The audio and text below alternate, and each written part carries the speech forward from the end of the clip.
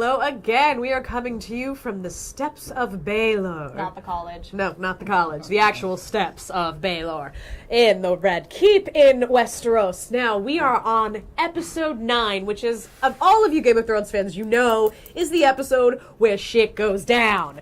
So let's recap it in 3, 2, 1. Okay, so Joffrey has arrested Ned Stark. Ned Stark is in the dungeons and he doesn't trust anybody, and so even though Viserys keeps trying to bring him water, he won't drink it. Varys, sorry. I always get those names mixed up. So Sansa is begging and pleading for her father's life, all sweet and innocent, and we kind of like her a little bit for it, even though we actually really hate Sansa. Arya's still pretty awesome. She's like running through the streets because everybody thinks she's a boy because she's all dirty and weird, and she's carrying her sword and she's breaking the heads of pigeons so that she can try to get some burned food. So then we go back up to the wall. So on the wall, Jon what is Jon doing on the wall? Jon is just kind of... a sword. He gets his sword. He gets the sword. Claw. Long claw, which instead of it having a bear head on it, he has made it into a direwolf because the head Mormont, who is the head of the Night's Watch, his son is the one who's running around with Daenerys, and he doesn't really count. They don't really count as like family, but they are family, just so you know. And what's happening with Daenerys? So what's going on over there? So Drogo is sick. Oh no, he's fallen ill. He can no longer ride, and Akala's will not follow. Akala can't ride. Ugh. So he fell off his horse, which is like a huge deal, and Dany pleads with, again, the voodoo priestess, please save it. Really? Anyway. She's the one who did it, Daenerys. What's wrong with you? And she's totally like, sure, yes, I'm going to make him better with blood magic. Bring me his horse. I'm going to kill it over him. No. And that's going to make everything better. No. Red flags. Yeah, exactly. This is like that. That was not easy. And so everybody's like, yo, Dany, you probably shouldn't be messing with this blood magic. And then, of course, while all this is going on, she goes into labor, and all the women are like, well, you're cursed. Yeah, we ain't gonna touch your baby, so sorry about it, you're gonna die. And, yeah. Also, Robb, our lovely little Robb Stark, who is 14 in the books, goes to war. He's 14. He calls the banners, he goes to war. Again, 14. So now, what? That's an interesting discussion point. So, how do you feel about the age change going from the books to the show? Because, I mean, everybody's older. Everybody's older in the show. I mean... They kind of have to be, though. I mean, especially, like, I mean, she and I have both read the books, and so we both, you know, we kind of grew up on the books. I really hope we didn't grow up on the books. That would have been really disturbing. But...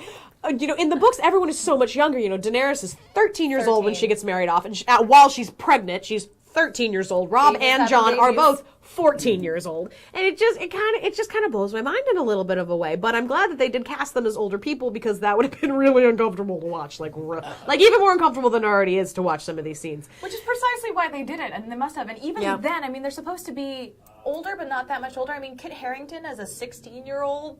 I mean, I love Kit Harington. I love me some Kit Harington. He's pretty. He's pretty. Jon Snow. Now, can we just talk about what happens at the end of this episode?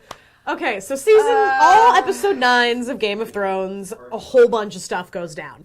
So this is the episode that kind of kills all episodes of all TV, because this is now something that almost all TV shows are now doing. It started with Game of Thrones. So Ned, our main character, our hero, the one that we've been rooting for the entire time, is on the steps of Baelor, and he is saying all these lies, trying to get his life saved. So because Sansa has said that if you confess to all these crimes that you did not commit, Joffrey will just, like, let you go and be on the wall with Jon.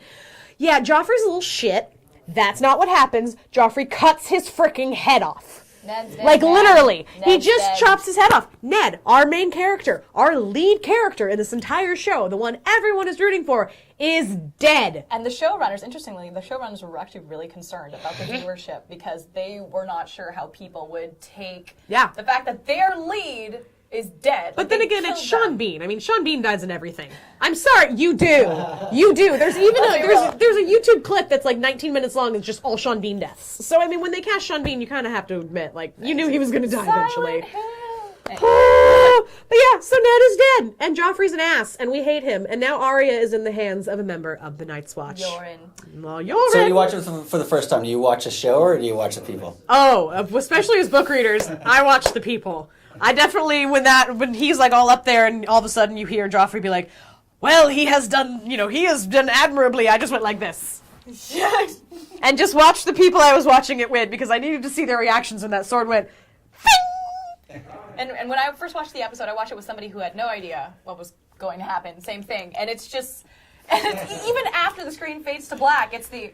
But they didn't really kill Did that? him, right? Did that just happen? But he doesn't he's die. fine, Like, right? They're literally in denial, and I'm like, well, you kind of hear the swing.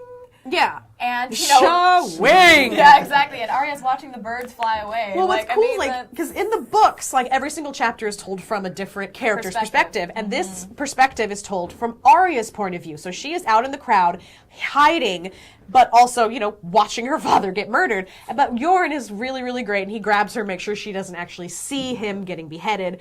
However, this exact same thing happened with all of my friends. They were like, no, he's fine, right? He got away somehow. No, he's dead. And then you tune in next week and then realize, like, oh no, wait, shit really First thing didn't you go see down. is a bloody sword. What are you gonna do in the last episode? Find out. Next week? Or tomorrow. Tomorrow. Episode 10. And that's the only time they do that in the show, right? Ravioli pizza! Think this costume's crazy? The show is even crazier.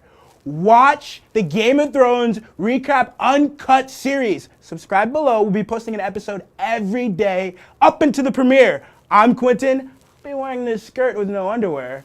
And we'll be having fun. The gods are with you watching this show.